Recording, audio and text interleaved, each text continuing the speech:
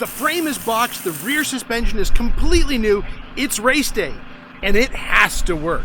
Let's find out if all this is going to pay off or I wasted a whole bunch of time and money.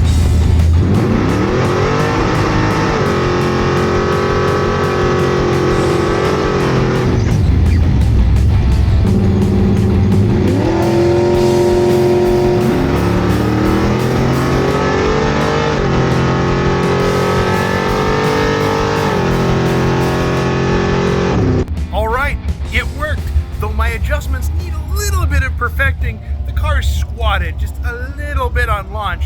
I want that car to separate and hit the tires, but I'm not unhappy. It went straight, it went down, I came back, everything's good. So what does the data look like? And if you're looking for a logbook, you can pick up a logbook. There will be a link in the description to the one that I use. Now, what happened? It went 177.9 in the 60-foot, 5.270 in the 330, and 819.1 in the 8th mile. So my data here at US 36 is a little limited, but the 60-foot is maybe just a hair slower and the barometer is a little low today. But the really good news is that the body, the frame of the car, it went straight up at the nose, which tells me that all that frame bracing and frame stiffening really had a good impact there. All of the points that I put stuff together, upper and down here on the lower side, they're all holding correctly. Now what I can do is I can come down a hole, not tonight of course, and get a little bit more anti-squat out of it. I'm gonna have to run the math and figure out what that puts my anti-squat percentage at. Now there is some bad. That's anti-roll bar. This saddle I think moved a little bit on that first launch. Yes, they're kind of tipped forward at the head of the bolt, but this one looks to be a little bit more tipped than I installed it at. Now, all things considered, I also went 40 thousandths red, which I'm using a much taller front tire, but I was doing something very different. It's time for me to really lay it back on the light and just do what I do best.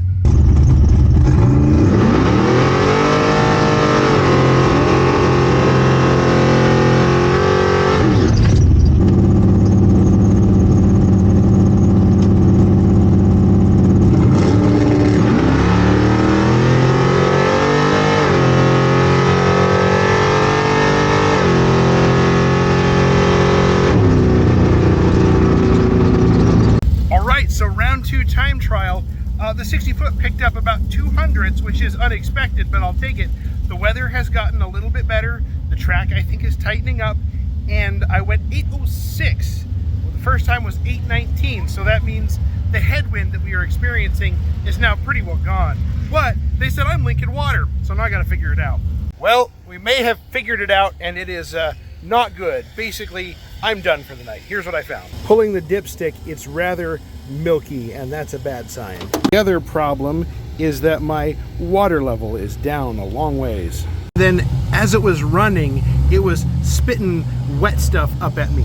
And also back here along the China wall, it was spitting some white milky residue all over the place. So the other thing I noticed is that as I was revving it, looking at stuff, you know, just holding it at 2,500, 3 grand, it was starting to miss, which is like, okay, this thing doesn't miss like that. What's going on?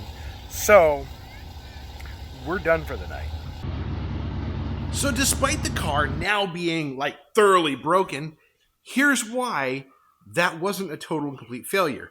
And the time slips and the data don't tell the complete story, because if the car is breathing water into the combustion chamber, it's not exactly going to be making full power. But the real winner here is the videos that my son got. So the real winner here is on launch. If you look across the hood, that nose comes up dead square.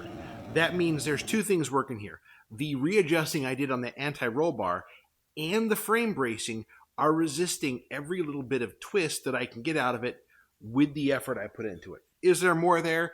Absolutely. But for what I did, without putting a roll bar, roll cage in it, I think I got about all I can really get out of it. And I did learn an important lesson from a friend of mine who set up a few more 4-links than I have. He said that when you're measuring the upper control arm, you don't just measure the length of the control arm, because on a triangulated 4-link, they're kind of splayed out.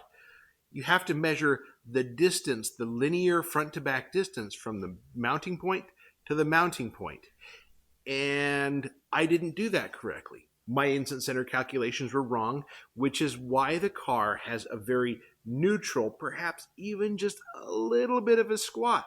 I didn't get the instant center where I thought I would. So now I'm going to go back and replot all my points and see if I need to make any adjustments. The answer is I know I need to make an adjustment because I want anti-squat over 100%, closer to 130%.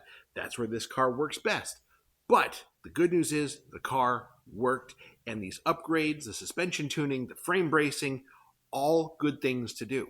Bottom line is all the time and money I spent into that rear suspension and the frame bracing, they were good. It was money well spent. I'm very happy with the results. Now, just got to dig in and get the head gaskets fixed and get this thing back on the track. So now I got to tear into this and figure out what really went wrong. And if you want to see this thing get back on the track, check it out over here.